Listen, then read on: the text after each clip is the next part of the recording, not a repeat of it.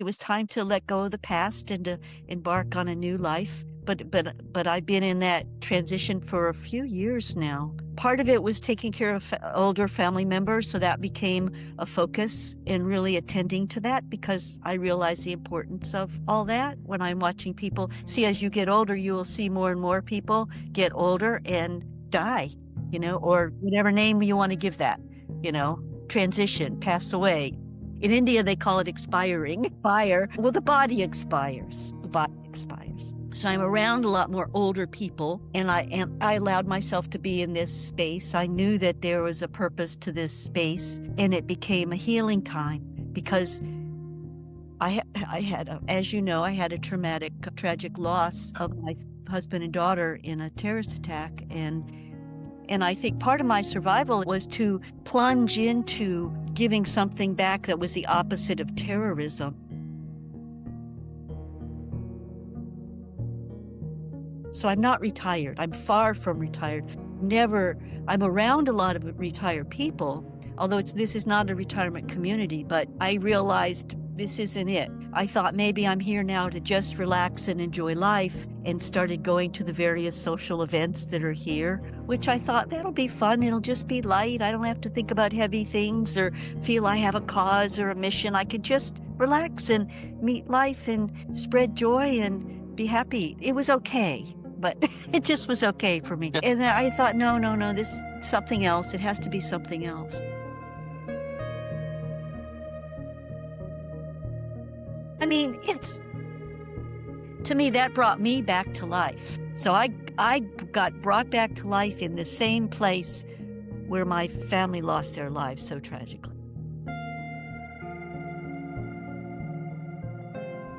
It's nothing wrong with just doing small things every day, those little acts of kindness and compassion, and there's nothing wrong with that.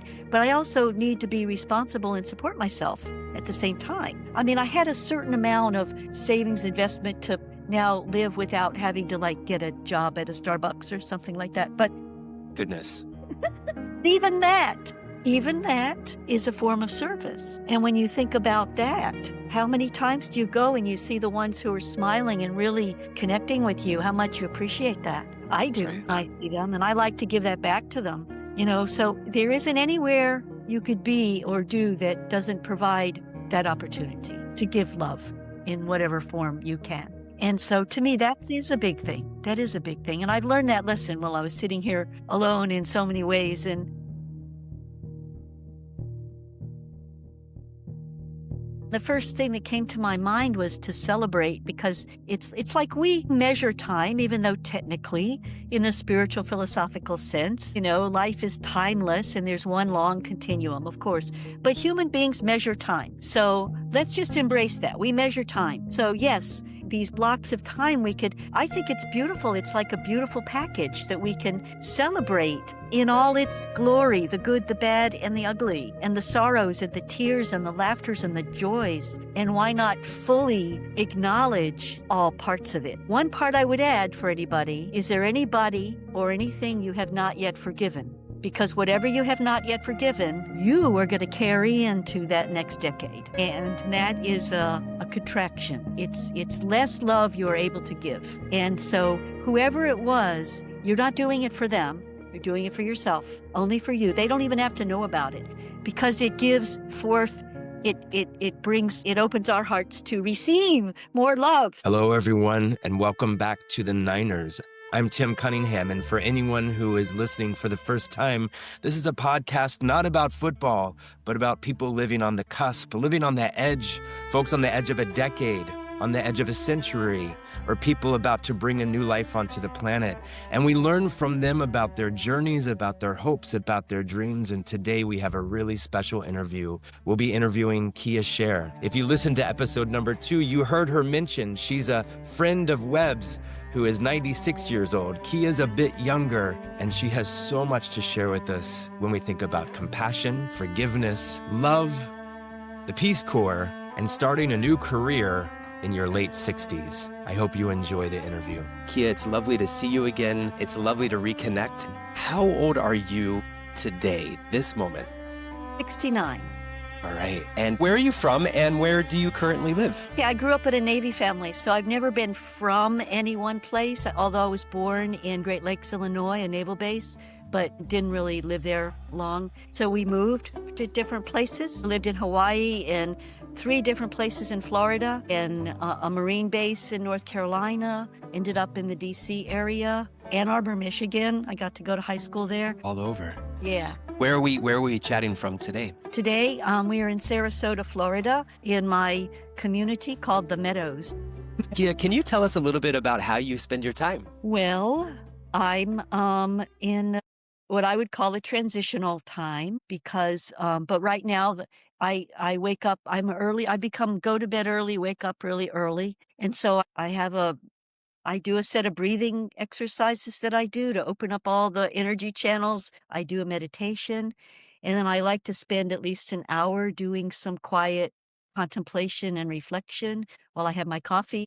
I do that from my back, inside porch area, and I'm in Florida, so there's these Florida birds, so you get the sandhill cranes and the ibis and various things and the occasional bunny rabbit, and I like a quiet morning. And then I'm trying to now really stay in shape, so I either swim, walk, or do stretch and tone. There are classes here I can go to for water aerobics, and so I'm trying to do that. And I'm taking up various classes right now. I'm about to embark on a training program through the Unity Church, so that's another big change because I was here by myself, spending a lot of time by myself. It's like, okay, here I am. Okay. It's just me. And so I left my previous spiritual community and area because it was time to let go of the past and to embark on a new life. But I've been in that transition for a few years now. Part of it was taking care of older family members, so that became a focus and really attending to that because I realize the importance of all that when I'm watching people. See, as you get older, you will see more and more people get older and die, or whatever name you want to give that, transition, pass away. In India, they call it expiring. Fire. Well, the body expires. The body expires. So I'm around a lot more older people, and I allowed myself to be in this space. I knew that there was a purpose to this space, and it became a healing time because I had, as you know, I had a tragic loss of my husband and daughter in a terrorist attack, and I think part of my survival was to plunge into giving something back that was the opposite of terrorism. And I'm still committed to that, but in a different way. And I had to go where they were. And I did spend time in India. And Okay. so and I guess I'm bringing all this up because it kind of led to where I am now as the chapter. So I'm not retired. I'm far from retired. I'm around a lot of retired people, although this is not a retirement community, but I realized this isn't it. I thought maybe I'm here now to just relax and enjoy life and started going to the various social events that are here, which I thought that'll be fun. It'll just be light. I don't have to think about heavy things or feel I have a cause or a mission. I could just relax and meet life and spread joy and be happy. It was okay, but it just was okay for me. And I thought, no, no, no, this something else. It has to be something else. So anyway, just being able to apply things. But right now, part of what I do is preparing for the next chapter, which is becoming clear, because the only way we can get clarity is to go within and to have quiet time to heal and let go of all these things, which is a huge healing process. We all have ups and downs, and every decade we have ups and downs to acknowledge those both. So I spend my time doing that. I have Okay. So that's why I'm just right on a turning point where I think I'm pretty much there's always going to be that part of my life in terms of my reflections. I think that spending chunks of time going through it, I think I passed through a tunnel. There was a dark night of the soul. So I could say I spent my time in the dark tunnel. I was in the belly of the whale in terms of the hero's journey. That's how I Okay. spent my time exploring that, looking around, in the crying, doing a lot of crying, much more so than laughing. You know, Previous, that's it. I I appreciate you sharing that. And we might go into some of the depth of some of that as we go through the other questions, as much as you feel Yeah. comfortable sharing, of course. Yeah. And I remember first meeting you years ago with the work that we did with the Compassionate Care Initiative and all the community events and the meditations. And then I remember looking you up after learning about your experience, and I saw you on a CNN interview. You repeated then what you just repeated now. This idea of your work now is to do things that are opposite of terrorism. You were much more eloquent. This is what my brain tells me as you say it again. Things that were anathema to terrorism Right. and committing your life to that. And I have chills hearing your words again and Oh, recognizing that it's been such a long time and you're still so deeply committed and doing great work and busy doing such meaningful work. and I just want to let the audience know that about whether we're doing what could be considered big work, we're working for people in different countries. To me, that's big work. Like you do big work. Clowns Without Borders, that's big work. Nursing is big work, because it's life and death and you're seeing it all the time. And you're seeing people suffer and you're bringing love and compassion into that. What higher purpose could there be? My God. I think we could use that as a model for each of us wherever we are to bring that, whether it's a next door neighbor. I have a 96-year-old neighbor, and I realized, okay, wherever I am now, let's just bring that. And so get to know him. And he's become one of my best friends. We have dinner 2 or 3 times Cool. a week. I bring him dinner. We were going out. He wanted to show me all these restaurants in Sarasota. He's slowing down and not doing as well. I say, we don't have to go out anymore. Let's just order out if you want to, because he wants to give back. You meet these people who aren't going to just take from you. They say, wait a minute, no, you're bringing me dinner. It's my turn. So there are people like this in this world. It's amazing to see regular people in neighborhoods that don't have to come out of the nest to look around and see who needs help. When you see it more when there's hurricanes and things going on, you see people checking on each other and all that. So, and I never lived in a neighborhood like that before. I was in a spiritual community, which was really sequestered. It was a bubble. It had its purpose. So that was its purpose, is to go inward in selfless service. So you were serving in different ways. But now I'm compelled to be out here and out here to still be in here fully as I engage with out there. And there's no real difference. It's all Yeah, because we're there. all connected. But I was isolated, and I think too much time alone, even though I had to become my own best friend. And I went out I'd go to theater and jazz concerts, and I did stuff, but it was just always by myself. And it's sort of like, I'm not laughing at, you don't tend to laugh by yourself. No, it's true. It's so much easier to laugh if someone next to you is laughing or laughing with you. Ironically enough, after I spent the first, let's see, it was 2008. So, about 10 years or so. Yeah, about the next 8 up till about 2016, I was in India for 6 months. And yes, it was intense to be at the scene of the incident. And that brought about a lot of chance for healing and all of that could come up. But at the same time, it's India. And you had so much color and joy of life. I mean, there's a lot of laughter and celebration. I mean, that was a dark period in that city, and they'll never forget it. They're still impacted by it. Mumbai never get over it, but it's still India, and they still celebrate all each other's holidays, whatever religion they are. They all love Christmas, Oh, we love Christmas. There's all these Santas dancing around in the streets at Christmas time, and they're singing Christmas carols, and you see Muslims some of them are dressed in the white, the Sunni Muslims, looking and clapping. I mean, to me, that brought me back to life. So I got brought back to life in the same place where my family lost their lives so tragically. So India is my soulmate. If I have a soulmate, it's India itself, Mumbai itself. Yeah. How could you ever be lonely if India is your soulmate?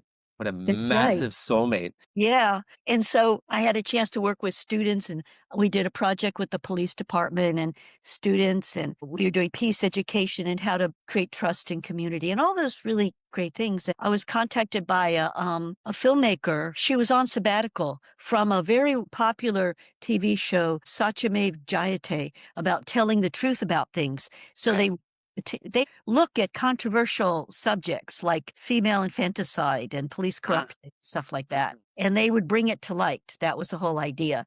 It's like, let's not bury our head in the sand. This is going on in our country. We're going to show you what's happening in the hopes of helping to transform it by bringing it to light. And so she's on sabbatical and she decides to do her own film, and she wants to do a documentary on forgiveness with a theme of forgiveness. And she was covering 3 stories. So she asked me to be one of them. And all of them were violent murders that took place in India. Forgiveness ended up coming into play in order for the people to sort of move through it. And in some cases, it took over 10 years.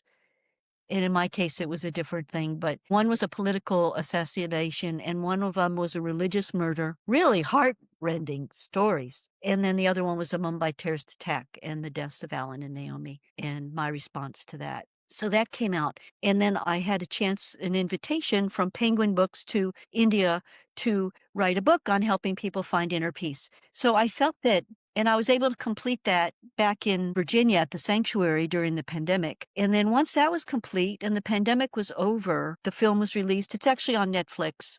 Okay.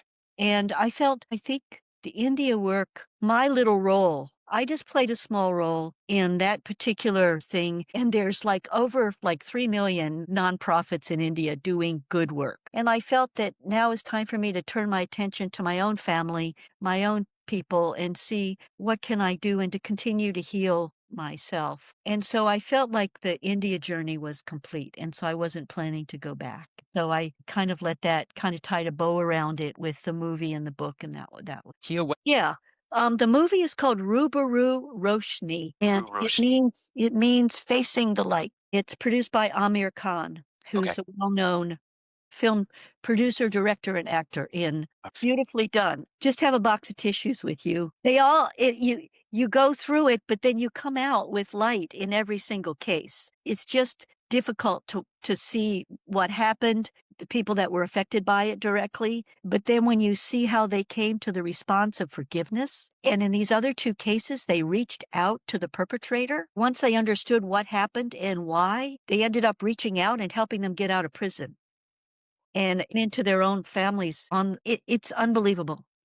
Kia, so you talked about all that you've done externally and internationally or outside of the US, and then it sounds like you're in a stage of a bit of a homecoming in some ways. As you are here now today at 69 and doing different work and similar, it sounds like, in many ways, what excites you the most about the next decade that you're about to enter? Well, I had, like I say, I had this long period of being alone, and I had to get really honest with myself. And there were a couple things I was considering about. I said, I knew I needed to start a new chapter. I didn't want to just write a book.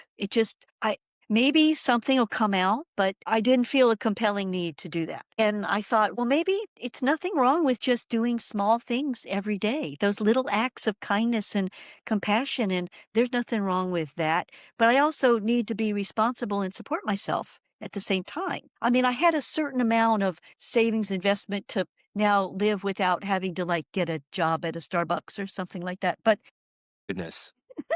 even that is a form of service. And when you think about that, how many times do you go and you see the ones who are smiling and really connecting with you, how much you appreciate that? I do. Right. I see them and I like to give that back to them. So there isn't anywhere you could be or do that doesn't provide that opportunity to give love in whatever form you can. And so to me, that is a big thing. That is a big thing. And I've learned that lesson while I was sitting here alone in so many ways. And I was thinking there were a couple things that I was thinking. One of the first things that I wanted to do when I was a teenager was join the Peace Corps. And then I went off on the spiritual path and wanted to become a TM teacher. And I thought, I'm going to focus on inner peace. I was not at peace within myself. And here I was wanting to go out and join the Peace Corps. And I thought, well, I got to find peace first before I could do peace with anybody. So, and then I ended up doing that for so long and then raising children and doing all that. So I started re-looking at the Peace Corps, and I'm not going to count that out because there's no age. And I want to just tell your audience, there's no age limit. So don't think, oh, I'm too old. It's not. Wow. All right, y'all hear that? There's no age limit to the Peace Corps. Nope. There's Uh, examples of 80-year-olds. Jimmy Carter's mother joined when she was 70. So I thought, okay, I'm going to be 70 next year. All right. So there was something really exciting and adventurous about that. Yeah. See, once again, I'm going off out of the country on a cause away from my family and my sons, and I'm always out there on some big mission. And, I want to, as I'm in my final stretch, where do I want to be when it comes to the end of it? And who do I want to be the closest to? And who do I want to support as they're getting older? So my dad's 88. My sons are now in their early 40s. So you could be a big brother to them. So I thought, now I'm going to, and the Peace Corps may or may not exist next year. We don't know. With everything going on, who knows? They are funded till the end of the year, that I know, and there's a 25% cut in their staffing. But they need their staffing to support those people out there, because I really looked into where these projects are in those conditions. Yeah. I believe, thinking Yeah. about Jimmy Carter's mother, he just passed recently, and living here in Atlanta, it really shook our community and our Oh, state I and our bet. nation. Oh my God, And, yes. and I think so much, his mother was a nurse, I believe, and she did extraordinary work, which really, I think, inspired Jimmy to do so much of his global work, and that she joined the Peace Corps when she was 70. Life Yeah. goals. Wow. Yeah. So I think it's an amazing thing. Like I say, I won't write it off, but let me just wait and see what happens. In the meantime, I realized how important my community is. And that for me to be really true to myself, spiritual community is very important. And not so much in a traditional religious way, because of my experience, I felt like it has to be bigger than that, because I Yeah. have more of an interfaith appreciation, we could say. Huh? He's Catholic, and actually my first spiritual experience genuinely was my very first communion, but that's another story. But I believe what you bring to it, you get out of it. And there's something to be gained from every religion. So anyway, I was looking for, like, what church could I go to or what's available in Sarasota? So I was looking at Unity Church, because they have basic principles that believe in the one presence that exists within each of us. And to me, that's a spiritual teaching. And that's the same spiritual teaching I learned from all my teachings in India through even TM, and it all fit. It all fit. They're just organized in a different way. And the Gotcha. service is like a celebration. And they like to affirm that, the oneness of life and all of that. And I said, yeah, I could get with this. This is, and the people, and they believe in walking their talk, which Okay. means going to respect that oneness or that unity, that dignity of life within ourselves and each other. Whatever name we choose to give that source, it's God. They do use the term God and divine, but some people aren't comfortable with that. And it doesn't matter what name you give it. There's a life force we cannot deny that runs through everything. And you can call it whatever you Right. want. That lives within each of us, and that is what I respect in you. When you say namaste, you are saying, I am honoring that life within your deepest self. We share that, despite what we could vehemently disagree and hate what the other is doing, really.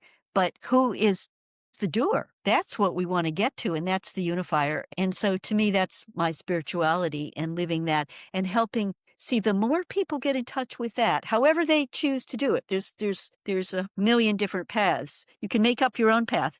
Yeah. I think years ago, I think we were at UVA and John Kabat-Zinn came to give a speech. And I bet you were probably there. I know you were living in the area at the time, but I remember him saying there are a million doors into the same room. And for him, Yeah. that was the room of mindfulness.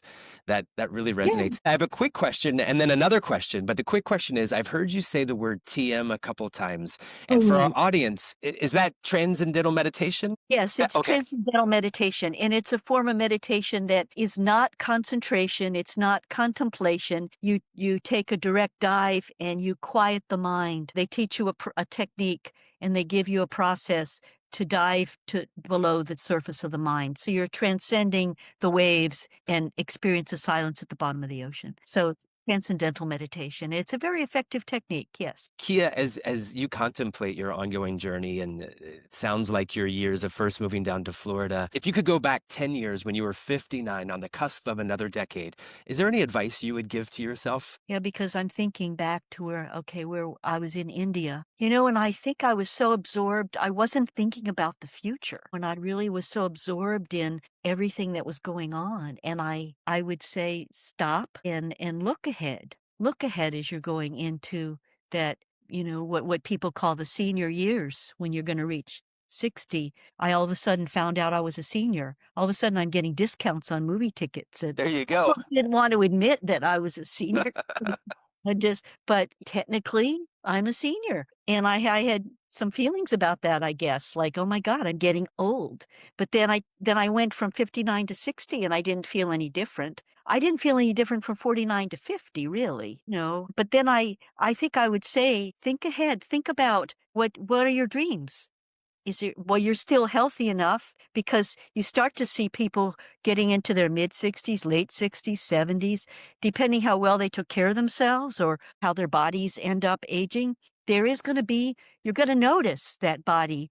There's certain things you are going to notice as the body gets older. Although I feel I'm in perfect health, but yet I do feel it's an older body. There's a bit of slowing down. Yeah. No question. So I would say, think about that. So while you're still, the more energy you have, what are your dreams? Are there any dreams you want to fulfill or things you want to do or go? Think about that now. Or I don't know. I just think that and have that discussion with friends, even a focused discussion on that, and to just put it all out there, put the vision out there to see what you want to grow into. I didn't have any plans. And not that we create plans, but say we could create a vision Uh-huh. and it could change as we go along. But I was just sort of responding in the moment and just trying to get through, like, what's the next thing or the next school I'm going to talk to? And I felt I had more of a narrow focus, and I would say widen your lens. Thank you for that. And thinking, you also mentioned, thinking forward with this vision. I'll ask you, as you think forward about, let's say, the next decade or the next sequence of time, however you see that, are there things that concern you? And if so, what are they? Yeah, I think that during the time that I spent in solitude here, especially as I watched people get older, and some of them I've had friends who are younger than me die suddenly. I had an ex-brother-in-law die suddenly. He was only 60. And then I've had friends older than me who died for various things, whether it was cancer or disease or whatever. And I've had family members now, you watch this dying. So that becomes a thing, something that you never, I wasn't ever thinking about anything like that in my 40s and 50s, certainly not in my 30s or 20s. And now it's a thing, death and dying. And I think it's something to embrace and learn about and bring, compassion and love to, and do it consciously, learn more about it, just to embrace it, not avoid it. So all that's really important. So I guess in terms of, to summarize that, dying alone, I decide I don't want to just die alone. I don't Okay. want to kind of have a heart attack in the house, fall off a step stool and hit my head or something, and no one finds me for days and days. And then someone finally discovers, maybe my sons will make a call, because they don't call it. Why should they call their mom every day? There's no need to. Should. They're Yeah. your sons. And I say, I don't call my parents every day. Yeah, I'm being a hypocrite in saying that, but they You should, and gotta I keep in should. touch and all that. I thought, so I did have that thought of, no, that I'm not going to allow that to happen. So how would I keep that from happening? So I think about, as I get older and older, I'm going to make sure that I'm in community of some kind where I have a good balance of privacy and independence, but yet there's people around that I could assist when needed and they could assist me when needed. So I think that's just a general thing that I had to worry about, but I don't have to do, I don't have to die alone. And then, of course, there's always finances, because supporting oneself, I'm still able to do something to earn something. And I'm working on that because I've always worked for spiritual nonprofits, or I was a full-time mom. So I'm not in the career world. So to create a career now is scary. And I realized that's it. I've got to embrace that and not be Okay. scared of it.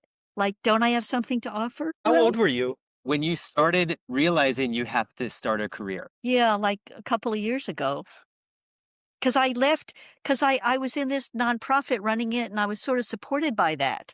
So I'd always been supported, and I always received like a stipend. So that's like living like a monk. Right. Somehow I always got by. and so I wasn't really thinking about it because the important thing was the work or the service. So I wasn't, and in a certain way, and I know certain family members thought that was totally irresponsible. And now I understand why they were thinking that, because I don't want to be a burden to anybody else. So now I think, okay, it's me, I'm responsible, and to make this an adventure, and it's a challenge, but it doesn't have to be unpleasant, and to do it in community in a way. So I'll start with, I'm getting more involved, like I say, with things here, and that'll end up being my career. So I'm moving on that path, actually. What a great path.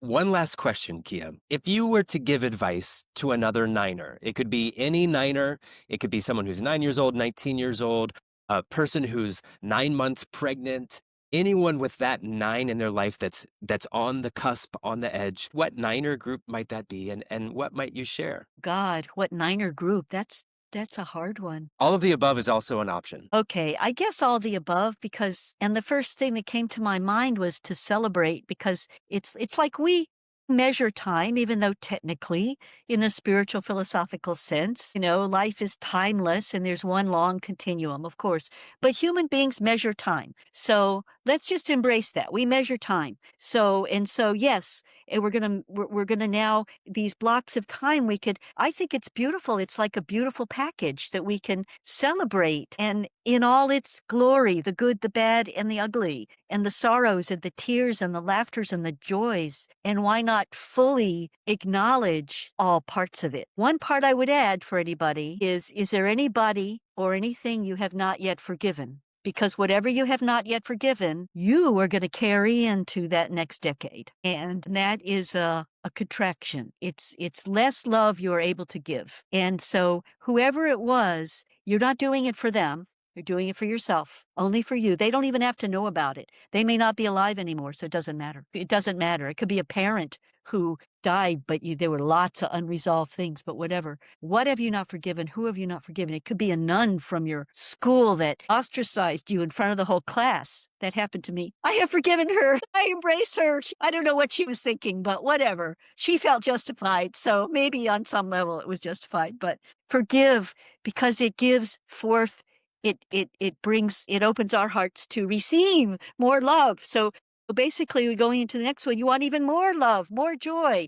What are the things you want more of? And I think we can create our reality more than we realize. And it took me a long time to learn that. So what don't I want more of? What do I want more of? And tell someone, write it down, share it, because that's what you're going to move into. The complaints and the unforgiveness, and it's like shaking of the fist, and, who broke your heart? I went through, in my solitude, every relationship, and almost everyone broke my heart at one time in it, even though some of them were good relationships, but there was heartbreak in every single one of them, every single one. And so there had to be forgiveness with every single one of them. So that was interesting. So yeah, think about all those and what we learned from it. We always learned something against our will, but we learned it. So I would just say that, and then celebrate, and really, really celebrate. Celebrate the end, celebrate the new beginning. Forgive, celebrate the end, celebrate the new beginning. Kia Sher, what an honor. Thank you so much for sharing your thoughts, your wisdom, and your experiences today. I'm thrilled for all that have learned from you and will continue to learn from you. Thank you. I appreciate being able to share, and it helps me get clarity on my own life and what I'm about to move into.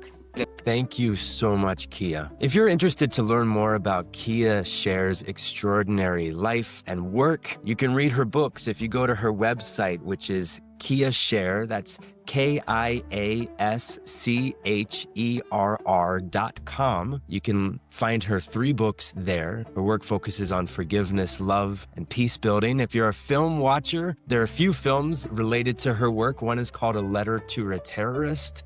It's a short film published in 2013. The other is called There's Got to Be More to Life. It's forming through trauma from surviving to thriving. That was released in 2021. Thank you all for joining the Niners. Tune in next week for our next episode to drop, and it's going to drop with my friend Dop.